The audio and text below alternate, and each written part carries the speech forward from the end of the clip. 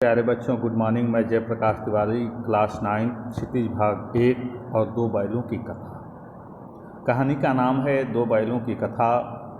प्रस्तुत भावात्मक कथा के माध्यम से लेखक प्रेमचंद जी ने किसान और पशुओं का भावात्मक संबंध स्थापित किया है।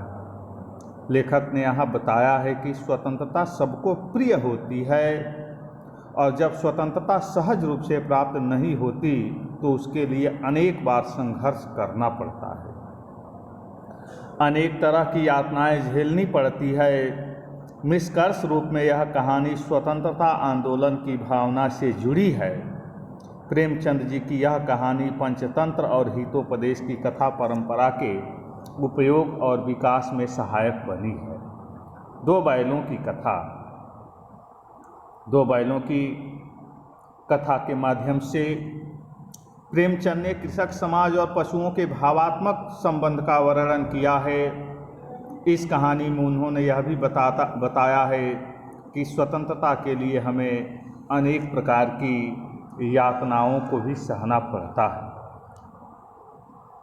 अब चलिए हम 2 बैलों की कथा का पठन करते हैं।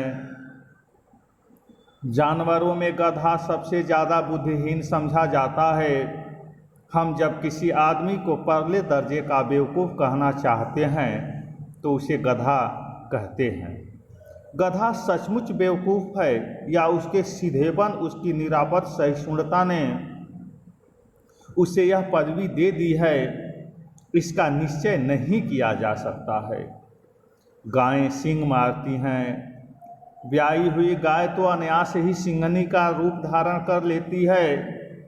कुत्ता भी बहुत गरीब जानवर है, लेकिन कभी कभी उसे भी क्रोध आ ही जाता है। किंतु गधे को कभी क्रोध करते नहीं सुना, न देखा।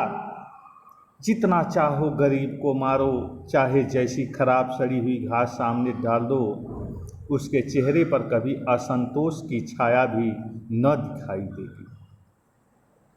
बैसाख में चाहे एक आध बार कुलेल कर लेता हो, पर हमने तो उसे कभी खुश होते नहीं देखा। उसके चेहरे पर एक विषाद अस्थायी रूप से छाया रहता है।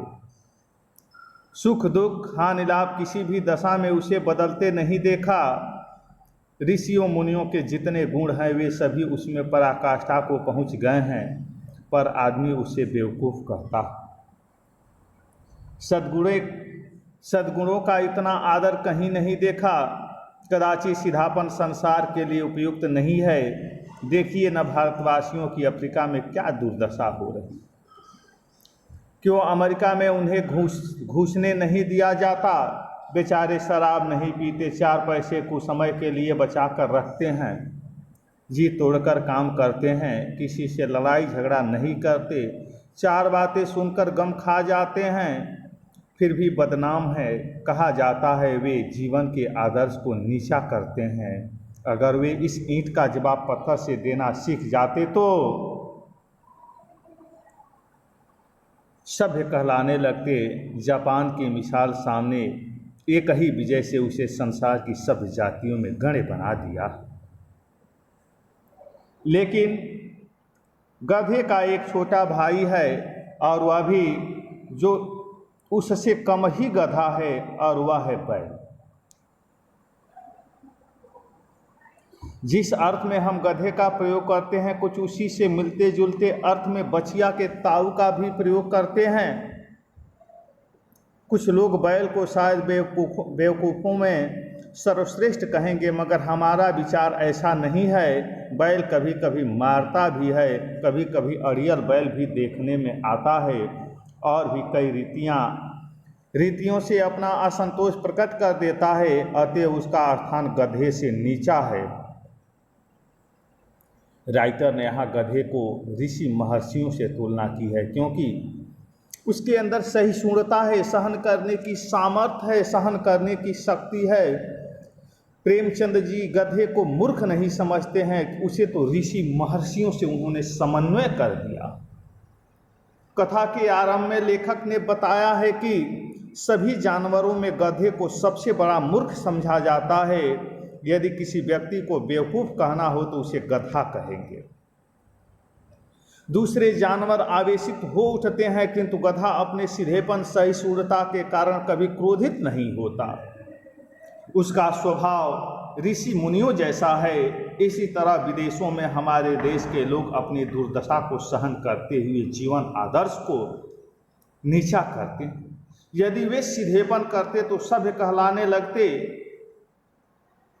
जापान एक ही विजय से पूरे संसार में जाने जाना लगा है। लेखक बताना चाहता है कि गधे का छोटा भाई बैल है, जो अपने अड़ियल स्वभाव के कारण गधे से नीचा है।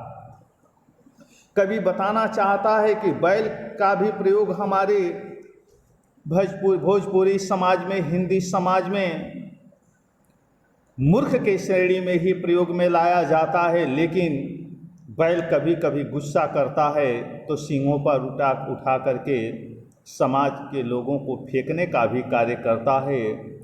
अपने पैरों से भी चोटिल करने का प्रयास करता है और कभी कभी तो इतना अड़ियल हो जाता है कि वह हल में यदि जोता जाए तो वह आगे बढ़ने का नाम नहीं लेता। लेकिन गधे में ऐसा गधे में ऐसा अवगुण देखने को नहीं मिलता है। राइटर बताना चाहता है कि अड़ियल स्वभाव होने के कारण भले ही समाज के लोग बैल और गधे की समानता करते हों, लेकिन लेखक कह रहा है कि मेरे दृष्टि में गधे से बैल श्रेष्ठ नहीं है, क्योंकि उसके अंदर सहिष्णुता नहीं है। वह सहिष्णु रहित है, इसलिए गधा बैल से श्रेष्ठ है और बैल गधे से नीचा। यदि बैल भी सहिष्णुता से रहित होता, सहिष्णुता से सहित होता, युक्त होता और वह भी अपने ऊपर हो रहे अत्याचार का प्रतिशोध नहीं करता, तो शायद राइटर की दृष्टि में वह भी गधे के समान होता। भले ही हम गधे को मूर्ख समझते हों, लेकिन राइटर ने उसे मूर्ख नहीं कहा है। उसके अंदर सहिष्णुता होने के कारण वह उसकी तुलना सभ्य समाज के ऋषि मुनियों से किया है।